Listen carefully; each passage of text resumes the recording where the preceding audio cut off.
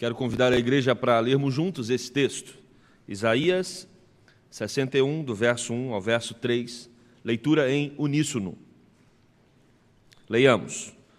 O Espírito do Senhor Deus está sobre mim, porque o Senhor me ungiu para pregar boas novas aos quebrantados, enviou-me a curar os quebrantados de coração, a proclamar libertação aos cativos e a pôr em liberdade os algemados, a apregoar o ano aceitável do Senhor e o dia da vingança do nosso Deus, a consolar todos os que choram e a pôr sobre os que em Sião estão de luto uma coroa em vez de cinzas, óleo de alegria em vez de pranto, vestes de louvor em vez de espírito angustiado, a fim de que se chamem carvalhos de justiça, plantados para a sua glória.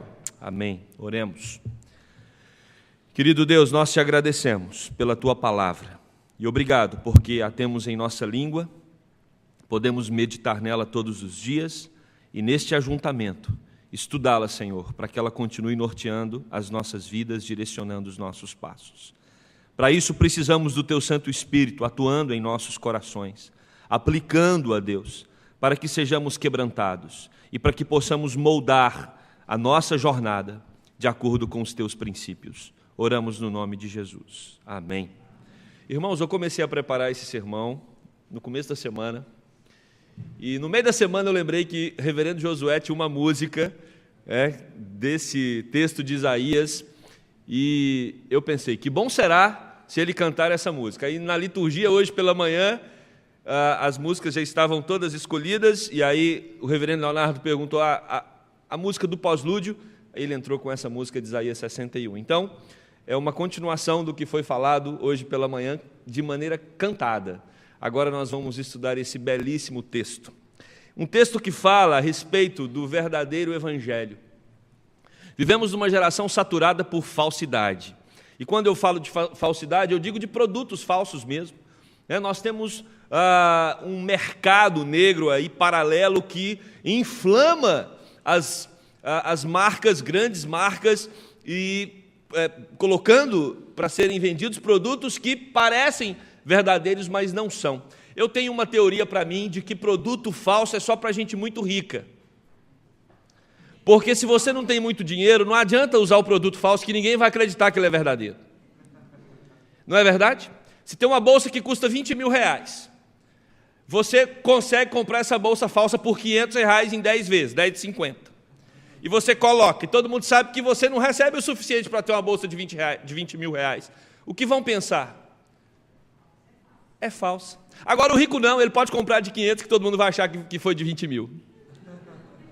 Essa é a diferença. Mas, meus amados, eu não sei se você já foi vítima sem querer, de alguma coisa falsa, de uma nota de 50, 100 reais, que você pegou 50 de troco, em alguma coisa que você comprou, e depois você detectou que aquilo era um produto falso. Mas a ideia do que é falso é parecer o máximo possível com o que é verdadeiro. É uma coisa... Quem gosta de relógio sabe disso. Alguns relógios, eles têm todas as características do verdadeiro e somente um especialista, uma pessoa que entende do assunto, pode detectar se aquele produto realmente, aquele relógio realmente é original ou não. E às vezes, quando nós trazemos essa ideia para dentro da nossa espiritualidade, nós corremos também o risco de construirmos uma religiosidade falsa.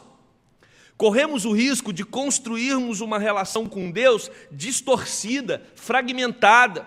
Aliás, queridos, corremos o risco de construirmos um Deus na nossa mente que não é o Deus verdadeiro. E o pior problema é quando nós achamos que o falso é verdadeiro. Quando compramos alguma coisa falsa, sabendo que é falsa, nós não estamos sendo enganados, estamos tentando enganar os outros. Mas quando nós compramos alguma coisa que é falsa, achando que aquilo era verdadeiro, e quando descobrimos, isso nos traz um sentimento de muito pesar, de muita tristeza, porque fomos enganados. E Jesus Cristo fala a respeito do cuidado que nós devemos ter com esse risco de entrarmos por uma religiosidade falsa. Ele diz que muitos em nome dele vão chegar lá no céu e vai dizer: olha, Jesus, em teu nome nós fizemos grandes coisas lá na terra. Expulsamos demônios, fizemos milagres, e Jesus vai dizer: aparta-te de mim, porque eu não te conheço. Você construiu uma espiritualidade falsa. Mas Jesus, como assim? Não foi uma espiritualidade verdadeira. O livro do profeta Isaías está tratando exatamente sobre essa questão. Israel começou a se envolver com falsos deuses. Israel entrou pelo caminho da idolatria. O povo de Deus estava se voltando aos deuses pagãos. E Deus então levanta esse homem, o profeta Isaías, para ser uma boca do Senhor naquela terra, para dizer para aquele povo que eles precisavam olhar para o Deus verdadeiro e abandonar os falsos deuses. Esse livro do profeta Isaías é comparado com o livro de Romanos, porque é, sem dúvida nenhuma, um compêndio teológico. Se você observar todos os livros do Antigo Testamento, Isaías ele tem uma grande concentração de teologia, é o livro que mais aponta para Cristo, para o Salvador. Inclusive esse texto que nós acabamos de ler vai falar também, a figura que está se falando aqui a respeito de Cristo. E é o livro que vai dizer que virá o Deus verdadeiro irá se encarnar e se tornará o Emanuel, o divino humano, aquele que vem para trazer esperança para as pessoas, trazer vida. É o livro que prega, que fala a respeito daquele que um dia vai morrer, ressuscitar e nos dar a vida eterna. Isaías era membro de uma família próspera em Jerusalém, e ele foi chamado para pregar de modo ousado contra uma cultura impiedosa e idólatra que estava se impregnando em Israel. E ele sofreu, meus amados. Todo profeta, se você observar a biografia dos profetas, você vai perceber que todos eles tiveram problemas, porque às vezes você falar a verdade numa cultura de falsidade, isso vai te trazer dor de cabeça. Quer ver um problema que você vai ter lá no seu trabalho ou na faculdade, se você começar a falar para os seus amigos? É que eles são pecadores, é que eles estão rompidos com Deus, e que o destino deles é um destino de trevas e de perdição. Essa verdade é uma verdade que vai trazer repulsa a todos aqueles que ouvirem e que têm os seus corações embrutecidos, petrificados. Eles vão ficar extremamente chateados com você. E o profeta era o sujeito chamado para dizer exatamente aquilo que ninguém queria ouvir. Ele tinha que dizer a verdade numa cultura de mentira. Ele tinha que dizer aquilo que Deus queria numa cultura de falsidade. E quando nós olhamos para o texto que nós acabamos de ler, nós percebemos quais são os elementos de um evangelho verdadeiro. Por isso eu quero propor para pensarmos hoje à noite o evangelho selado pelo Espírito Santo. O evangelho selado pelo Espírito Santo é o evangelho verdadeiro. A nossa igreja está completando 48 anos. 48 anos buscando ser construída sob a base do evangelho verdadeiro. E nós não podemos nos desviarmos, não podemos criar um outro evangelho. Se observarmos as cartas do Novo Testamento, perceberemos que grande parte delas foi escrita porque a igreja estava se desviando do verdadeiro evangelho, criando outros evangelhos que não eram compatíveis com o evangelho do nosso Senhor Jesus Cristo. Precisamos ter um evangelho selado pelo Espírito, autenticado pelo Espírito Santo. E o que esse texto nos ensina é que o Espírito de Deus enviou a mim quem? Nós podemos entender esse a mim aqui, do versículo 1 de Isaías 63, o Espírito do Senhor Deus está sobre mim. Esse mim pode se referir ao próprio Isaías, é Isaías que está falando, e o Espírito Santo de Deus está o enviando como profeta. Esse mim também se refere a Jesus Cristo, o nosso Salvador, que viria, e o próprio Senhor Jesus, veremos aqui adiante, usa esse texto para falar sobre o seu próprio ministério. Mas, meus queridos, esse mim aqui também refere a nós, porque o Espírito Santo também está sobre nós. No Pentecostes ele foi derramado. Então nós entenderemos através desse texto qual é a missão do Espírito Santo na história, tanto lá com o profeta Isaías, e especialmente, principalmente, com o ministério de Jesus Cristo, o ministério redentivo. Essa é a característica específica do Espírito Santo sobre Jesus, para que ele cumprisse o seu ministério redentivo. Esse nós não podemos cumprir, nem o profeta Isaías, só Jesus. Mas esse texto também se refere a nós, porque nós levamos essa mensagem de Cristo ao mundo, a esse mundo que está contra o próprio Deus. Ok, se o Espírito do Senhor Deus está sobre mim, e esse mim é Cristo, nós percebemos aqui no começo do texto a ação trina de Deus. Nós percebemos o Deus Pai, o Deus Filho e o Deus Espírito Santo. Uma igreja, para ela se solidificar no verdadeiro evangelho, ela precisa crer no Deus Trino. E ela precisa entender o ministério do Pai, o ministério do Filho, o ministério do Espírito Santo de maneira muito clara em sua mente. Porque o Espírito está sobre ele. Para quê? Para reestruturar toda a realidade interna. O Espírito vem sobre o profeta, sobre Cristo e também sobre a igreja, para que nós possamos reestruturar a nossa realidade interna. Olha o que o texto diz: o Espírito de Deus está sobre mim, porque o Senhor me ungiu. Ungir, meus queridos, acontecia quando uma pessoa era separada para um cargo importante. Por exemplo, os sacerdotes, eles eram ungidos, e a unção era com óleo. Os reis também eram ungidos, os profetas não.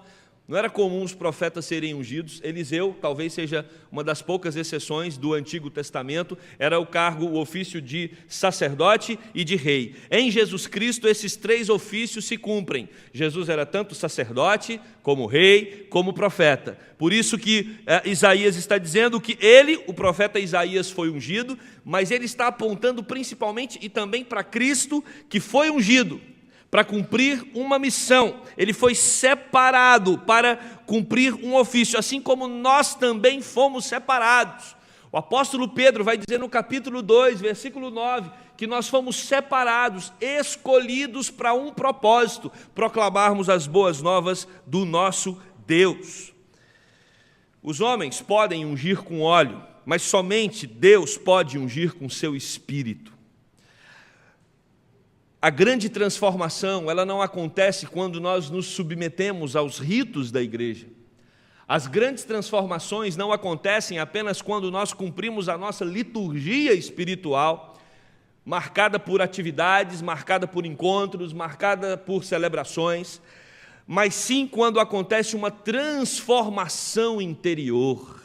A verdadeira espiritualidade, ela brota no coração e não nas questões externas. Então, meus amados, não adianta nós lidarmos apenas com aquilo que movimenta a nossa igreja, com aquilo que movimenta as atividades, os feitos, como igreja que somos. Tudo isso precisa ser motivado, precisa ser resultado de uma obra interna do Espírito Santo em nossos corações. Por isso, nós podemos já ter sido batizados com águas, nós podemos já estar envolvidos nos ministérios, departamentos e trabalhos da igreja, compenetrados nas coisas do Senhor. Podemos até participar da mesa do Senhor, mas se o Espírito Santo não ungiu o nosso coração, de nada vale. De nada vale. O batismo verdadeiro, ele acontece de dentro para fora. Ele acontece primeiro numa realidade interna.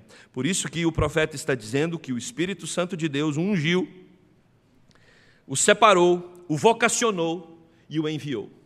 Se você foi ungido pelo Espírito Santo, se o seu coração foi tomado pela presença do Espírito Santo de Deus através da sua conversão, isso mostra que você foi vocacionado. E se você foi vocacionado, você então foi enviado. Porque todo aquele que é separado por Deus é separado para um propósito. Adolescentes que estão aqui, jovens, adultos, nós fomos ungidos pelo Espírito, o Espírito habita em nossos corações, para que nós exercitássemos a nossa vocação e para que nós fôssemos enviados. E a pergunta que surge então é: nós fomos enviados para quê? Fomos enviados para pregar as boas novas de salvação. É por isso que você que é membro dessa igreja, já há alguns anos ou muitos anos, você ouve tanto falar aqui sobre plantação de igreja e vai continuar ouvindo. Você ouve tanto falar sobre trabalhos evangelísticos e precisa continuar ouvindo. Porque quando nós somos separados para sermos ungidos por Deus, nós recebemos uma vocação e a vocação é sermos enviados. O profeta Isaías foi separado para cumprir a sua vocação como profeta. Jesus Cristo, Filho de Deus, veio ao mundo para nos salvar e Ele cumpriu a sua vocação como Filho de Deus Salvador, e nele nós encontramos verdadeira salvação. E 2000 anos depois, a Igreja Presbiteriana da Gávea foi vocacionada para continuar pregando as boas novas do Evangelho. Se nós queremos ser uma igreja que vive para o verdadeiro Deus, que vive o verdadeiro Evangelho, nós precisamos nos atentar para o propósito para o qual fomos chamados. E fomos chamados para irmos. Deus nos chama para irmos contar ao mundo as boas novas de salvação. Isaías 52, versículo 7, o profeta diz: que formosos são sobre os montes os pés do que anuncia as boas novas, que faz ouvir a paz, que anuncia coisas boas, que faz ouvir a salvação, que diz a Sião: o teu Deus reina. Nós fomos separados, meus queridos, para contar uma boa notícia para um mundo que vive tão mal. Nós fomos separados para anunciar luz aos que estão nas trevas. Nós fomos separados para sermos o tempero de Deus numa geração perdida, numa geração que está cada vez mais distante da verdade de Deus. O texto, quando diz aqui que nós fomos separados para pregar, está ligado com os conceitos, princípios, com a cognição, com a mente. Nós fomos chamados para anunciar uma verdade. O profeta Isaías foi. Jesus Cristo, Filho de Deus, veio ao mundo para trazer salvação e para anunciar essa verdade. E através de Cristo nós também somos chamados para contar essas boas novas ao mundo. E talvez você tenha feito isso. E se você está fazendo isso, você está cumprindo o seu chamado, a sua vocação. Mas talvez você está decepcionado porque quando olha para a sua história de vida pessoal, você não consegue encontrar muitas pessoas que entregaram a vida através da sua proclamação. Você não consegue encontrar um colega de faculdade que você falou tanto para ele e ele querendo, desejando que ele se encontrasse com Cristo, mas ele não encontrou. Ou talvez algum membro da família, talvez seu próprio filho, talvez seu irmão, alguém que você insiste para que creia na palavra e essa pessoa não crê. Isso talvez traz tristeza e pesar ao seu coração. Mas o que nós entendemos através desse texto é que nós fomos chamados para pregar boas novas a todo mundo, mas, meus queridos, só vai crer aqueles que têm os seus corações quebrantados. Não é porque nós pregamos que as pessoas têm obrigação de crer. Elas não vão crer porque nós pregamos. Elas vão crer quando o Espírito Santo de Deus, que nos separa para pregar, prepara também os terrenos nos corações para receber a semente do Evangelho. Para alguém crer no Evangelho de Cristo, antes o coração precisa ser quebrantado. E a palavra aqui no hebraico, quebrantado, dá a ideia de um coração que se reconhece como pobre, como aflito, como fraco. Por isso o soberbo, o arrogante, o prepotente, ele nunca vai crer no Evangelho, não há espaço. Porque para que você creia na mensagem de salvação, antes é necessário reconhecer o quão frágil, o quão limitado, o quão aflito, o quão angustiado você é. Porque se você não se considera como tal, você não quer ser salvo de nada, quer continuar vivendo a sua própria vida. Por isso, no caminho da intercessão e da oração por aqueles os quais nós queremos ver aos pés de Cristo, a nossa oração precisa ser: Deus, quebrante os seus corações, para que eles recebam a mensagem do Evangelho. Outra pergunta importante que surge é: quais são as pessoas ao meu redor que estão com seus corações quebrantados? Quais são os seus colegas de trabalho? Quais são os seus familiares? Quais são os seus colegas de universidade que estão com os corações quebrantados? Nós só saberemos quando pregarmos. Por isso devemos anunciar o Evangelho a toda criatura. Porque não sabemos quais são os corações que o Espírito Santo de Deus está quebrando, está tratando. Mas quando a semente do Evangelho é lançada, esses corações quebrantados vão receber essa notícia com alegria e vão abraçar essa fé e vão ter os seus olhos desvendados e vão amar a Jesus como nós amamos e ficarão empolgados e ficarão felizes.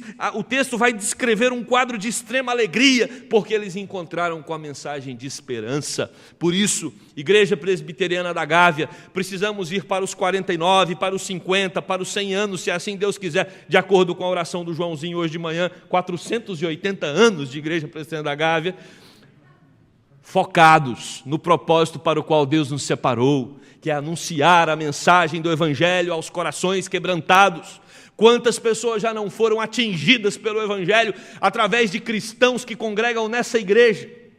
Quantas congregações espalhadas, igrejas organizadas por meio da Igreja da Gávea já não atingiram corações quebrantados para que se voltassem para Cristo e o amassem com toda sinceridade? Uma igreja selada pelo Espírito Santo de Deus é uma igreja que anuncia as boas novas do Evangelho. E eu quero dizer para você, ela anuncia a um povo que está machucado, a um povo que está triste. Nós estamos aqui dentro adorando ao Deus verdadeiro e muitos de nós podemos estar enfrentando dias difíceis, talvez na saúde, talvez nas finanças, talvez nos relacionamentos familiares, mas nós somos um povo encharcado pela esperança, pela verdade. Por isso nós podemos celebrar, podemos cantar, podemos exaltar. Não tem nada melhor do que ver as futuras gerações adorando a Deus, louvando ao Senhor. Não tem nada melhor para o coração dos pais verem os seus filhos exaltando ao Senhor num tempo de tanta perdição. Isso só é possível por meio do poder do Evangelho. E, meus amados, quantos jovens estão perdidos querendo ouvir uma mensagem de esperança? Vocês, jovens, são responsáveis para levar essa mensagem de esperança. Quantas pessoas na empresa que você trabalha estão angustiadas, estão tristes, estão procurando uma saída para os seus problemas e dilemas. E você foi chamado, vocacionado, ungido, enviado pelo Espírito Santo de Deus para levar palavra de salvação a essas pessoas. Precisamos continuar espalhando essa grande notícia. O quebrantado é aquele que possui o senso de perdição e opressão. As boas novas encontram o solo fértil nos corações que o Espírito prepara com o quebrantamento. Jesus vem para as ovelhas que o Pai lhes deu. É Jesus quem prepara os corações para receber essa mensagem. O Espírito unge o profeta, mas também quebranta os corações que vão ouvir o recado do Senhor. O Espírito Santo de Deus, que nos usa para levar a mensagem de salvação, não promove uma transformação apenas interna, mas também externa. Ele muda a realidade externa. O texto vai dizer que o Espírito enviou o profeta, enviou Cristo para curar os quebrantados. A palavra quebrantados aqui é diferente da anterior. A anterior se referia a pobres, aflitos e fracos espiritualmente. Esse quebrantados agora, essa outra palavra, são aos destroçados, mutilados, aleijados, pessoas que têm as marcas do pecado no seu corpo físico. Não é só uma questão interna, mas também externa. E o texto vai nos ensinar que a mensagem do Evangelho, ela tem o propósito de transformar tanto o coração quanto a nossa realidade externa. Jesus não vem apenas para tratar da sua alma, e às vezes nós enfatizamos muito isso. Um Jesus que cuida só do coração, um Jesus que vem só para trazer harmonia interna. Não, Jesus vem para muito mais. Jesus vem cuidar de você em todos os aspectos. Jesus está interessado no seu coração, sim, na sua paz interna, mas Jesus também está interessado na sua saúde física, Jesus também está interessado nos seus relacionamentos, Jesus está interessado em tudo aquilo que gira em torno de você e não somente dentro de você. Por isso que o texto vai dizer que ele vem para libertar os cativos. Os cativos aqui eram aqueles que eram arrastados pelos vencedores e levados para terras estranhas.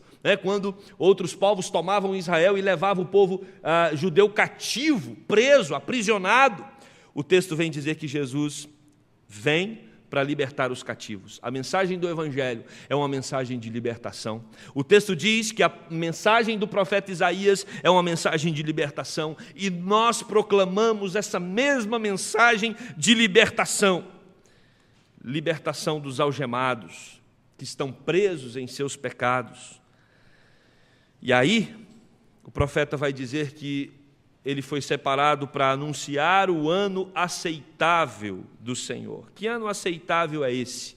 Esse ano aceitável acontecia de 50 em 50 anos, 50º ano de jubileu, quando a trombeta era soada e proclamava-se liberdade em toda a terra. Lá no texto de Levíticos 25, do verso 8 em diante, nós percebemos esse quadro. De 50 em 50 anos, havia esse ano aceitável, quando todos aqueles que eram escravos, eles eram libertos da sua escravidão. Por isso também era chamado o ano da liberdade. E Jesus Cristo veio para anunciar libertação. O profeta Isaías está pregando libertação, e nós somos o povo que anuncia a liberdade em Cristo Jesus. Somos chamados a proclamar essa liberdade para aqueles que não conseguem pagar as suas dívidas. A Bíblia vai dizer que todos pecaram, o salário do pecado é a morte. Ser humano nenhum tem condição de pagar essa dívida para com Deus, por melhor que ele seja, por mais boas obras que ele faça. Jesus Cristo vem e paga a nossa conta. Jesus Cristo vem e resolve um problema que nós não tínhamos condição de resolver. Por isso ele vem trazer liberdade, ele vem trazer libertação, e nós então somos chamados para dizer isso ao mundo. A Igreja Presbiteriana da Gávea tem essa missão, anunciar que Jesus Cristo é aquele que liberta os encarcerados. Mas quando você anuncia essa mensagem, quem não crê, automaticamente, ele recebe uma mensagem de juízo. Porque se você crê, você vai ser salvo. Se você não crê, você já está condenado. Por isso o texto diz que a mensagem aqui, ela é tanto redentiva quanto ela é punitiva. Se você crê no ano aceitável, na liberdade que Cristo pode dar, ok, você está liberto. Mas se você não crê, você vai ter que enfrentar o dia da vingança. Precisamos pregar. E às vezes você tem na sua mente que precisa pregar para que as pessoas convertam. Mas quando nós pregamos e as pessoas não convertem, nós também estamos pregando justiça. Se você crê, você vai ter a vida eterna. Se você não crê, você vai morrer eternamente.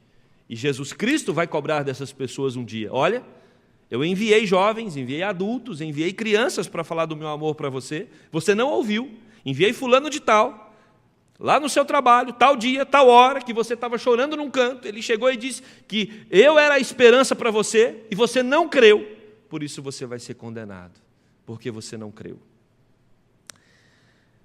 Jesus Cristo vem para mudar a realidade interna, ele vem para mudar a realidade externa, mas ele também vem para anunciar esperança no caos. Israel estava vivendo caos, porque ele havia se distanciado do Senhor.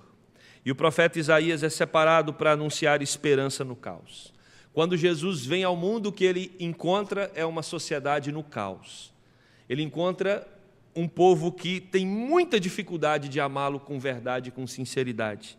Mas ele vem proclamar esperança diante desse público, dessas pessoas que têm seus corações tão resistentes para a verdade do Evangelho. E hoje nós vivemos no caos. Se olharmos ao nosso redor, nós nos espantamos a cada dia, até temos a impressão de que vivemos os piores dos momentos, mas não vivemos. Esse mundo nunca absorveu a mensagem do Evangelho, esse mundo não absorve naturalmente o amor do seu Deus. Nós fomos chamados para falar desse amor a um mundo que deu as costas para Deus. Precisamos anunciar a esperança no caos. Por quê? Porque o Evangelho de Jesus Cristo, ele vem para consolar aqueles que estão chorando.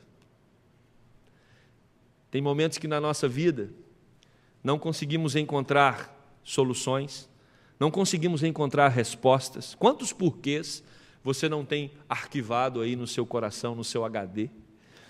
Quantos questionamentos nós não temos para com Deus? Quantas coisas nós queríamos e não obtivemos? Quantas frustrações, quantas amarguras que às vezes ao longo da nossa vida foram se acumulando dentro de nós.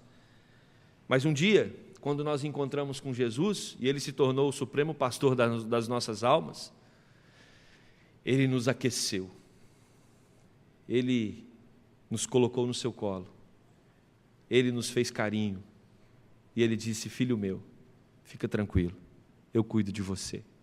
Ele nos consolou. A sua vara e o seu cajado nos consolam. Jesus Cristo enviou o Paráclitos, o Espírito Santo, que é o Consolador. E o Consolador, hoje não mais, né? Eu não sei quantos aqui, quando era criança, e você caía e ralava, um dos atos imediatos dos pais era soprar, porque o sopro aliviava ali a dor, né? Parece que a dor ia com o vento. O Espírito Santo é aquele que sopra as nossas almas. Ele refrigera os nossos corações quando está tudo pegando fogo. Por isso, meus queridos, a mensagem do Evangelho é uma mensagem de consolo para os que choram. Quantos estão aí fora chorando, precisando ouvir a respeito dessa mensagem de consolo? Quando Jesus Cristo entra, Ele traz esperança. E essa esperança significa que não somos mais um povo que fica jogando cinzas na cabeça, com as suas vestes rasgadas, enlutados. Não temos mais razão para choro nessa perspectiva, porque Cristo, a mensagem de esperança do Evangelho, coloca na nossa cabeça uma coroa. No lugar de cinzas na cabeça, coroa. Porque, meus amados, para aquele que crê em Jesus, o final vai sempre dar certo. Não tem como as coisas darem errado para aquele que crê no nome de Jesus Cristo. Pastor, mas e se eu morrer? Aí deu tudo certo. A pior coisa que pode acontecer com a gente é a morte. Mas nem a morte é capaz de tragar o que Jesus conquistou na cruz. Quem participou dessa mesa hoje precisa ter no seu coração essa verdade impregnada. Nada e nem ninguém pode tirar a alegria que o Espírito Santo de Deus colocou em nossos corações. Nem doença. O apóstolo Paulo escreve isso aos Romanos. Nem enfermidade, nem fome, nem nudez, nem perigo, nem espada, nada nos separará do amor de Cristo. Por isso, nós não temos razões para ficar chorando e lamentando. Aliás, o lamento e a murmuração são proibidos na palavra de Deus. Não murmureis, no imperativo, porque aquele que se deparou com a graça, com o amor do nosso Senhor Jesus Cristo, não tem razão para ficar lamentando, reclamando e murmurando, porque ele é filho amado do Deus Altíssimo. Ele é cuidado pelo Supremo Pastor. Por isso, em vez de ficar jogando cinzas como enlutados, nós temos uma coroa, que era um diadema usado em dias festivos pelos noivos, pelos sacerdotes, e simbolizava alegria. Uma marca de uma igreja centrada no Evangelho de Jesus é a alegria. Uma marca de uma igreja que entendeu a mensagem do Senhor são as suas festividades. E precisamos continuar nesse caminho. Precisamos continuar celebrando a vitória que Cristo proporcionou a nós. O texto continua dizendo que, quando essa mensagem de salvação é anunciada, o pranto é substituído pelo óleo da alegria. E diz mais, o espírito angustiado agora dá lugar a vestes de louvor. Para serem chamados carvalhos de justiças. Somos carvalhos de justiça e precisamos entender o que isso significa. Significa que nós estamos profundamente enraizados e crescendo a cada dia mais, floridos pelo poder do Senhor. Porque o texto vai dizer que nós fomos plantados pelo Senhor. E uma característica do carvalho é que as suas raízes são profundas. E aí nós fazemos um paralelo com o texto de Jesus Cristo, que diz que a nossa casa precisa ser construída sobre a rocha. Porque quando os ventos vêm, ela não cai, ela permanece firme, assim como são as raízes do carvalho, dos carvalhos. E o texto vai dizer de justiça, por quê? Porque nós devemos viver segundo os preceitos que Deus estabeleceu. Pastor, mas hoje custa muito. Está muito difícil continuar defendendo os preceitos da palavra. Não foi fácil para o profeta Isaías. Ele foi perseguido pelos reis da sua época. Ele foi martirizado porque ele proclamou a justiça de Deus. Ele falou a respeito da verdade de Deus. E nós precisamos ter essa mesma compreensão do nosso chamado. Fomos chamados, separados por Deus, para continuar proclamando a justiça do Senhor. Para quê? Para a sua glória.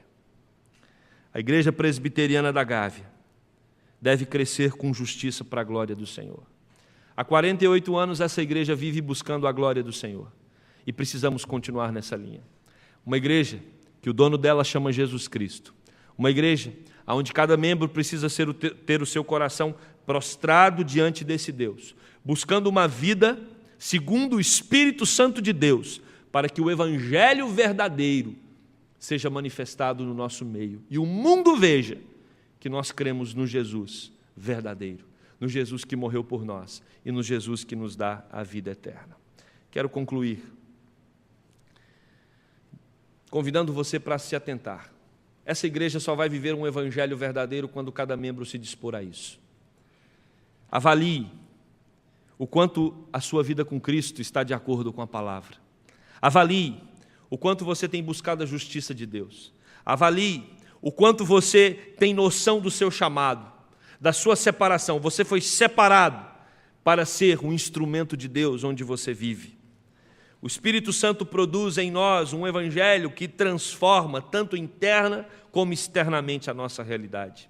O Espírito Santo produz em nós um evangelho de esperança e não de desesperança. Nós somos um povo que tem a plena convicção de que Deus está conosco em todo momento. Por isso, precisamos descansar os nossos corações e atender àquela ordem do Senhor Jesus Cristo. Não andem ansiosos por coisa alguma, porque eu cuido de vocês. Eu cuido dos pássaros, eu cuido das árvores, eu cuido de vocês. Não se preocupem.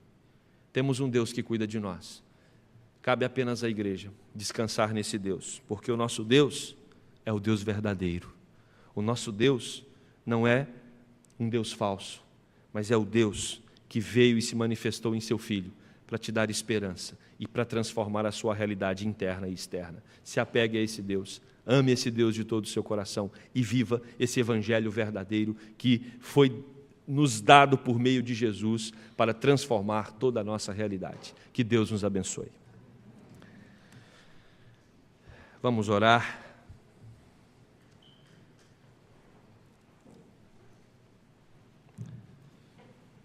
Será que você tem, ao longo da sua caminhada cristã, investido os seus dias num evangelho que é verdadeiro, direcionado pelo Espírito Santo, onde você se coloca como uma pessoa quebrantada e clama a Ele para que Ele direcione os seus passos, para que Ele unja você, para que Ele ilumine você,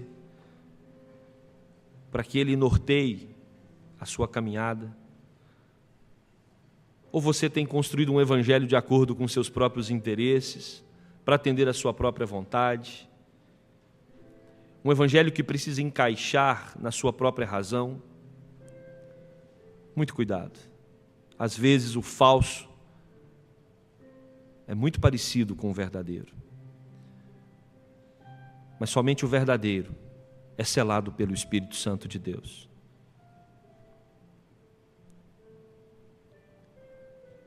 Querido Deus, aqui estamos nós, Igreja Presbiteriana da Gávea, completando os seus 48 anos de existência.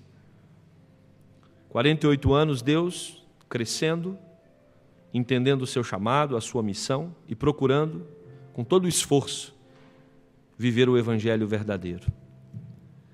Sabemos que isso só é possível pela direção do Teu Santo Espírito e clamamos para que o Senhor continue nos direcionando, guiando-nos, Pai, nos ajudando a viver um evangelho que glorifica o nome do Teu Filho, viver um evangelho que anuncia as boas novas da salvação àqueles que estão quebrantados, um evangelho que conta ao mundo as boas novas, a maravilha que transforma toda a realidade, tanto a interna quanto a externa, a maravilha que dá esperança àqueles que estão desesperados. Transforma-nos, ó Deus, a cada dia mais, para que possamos ser uma igreja eficiente e uma igreja que vive o evangelho verdadeiro porque crê no Deus verdadeiro e procura ser uma igreja verdadeira, plantada pelo Senhor e para a Tua glória. No nome de Jesus. Amém.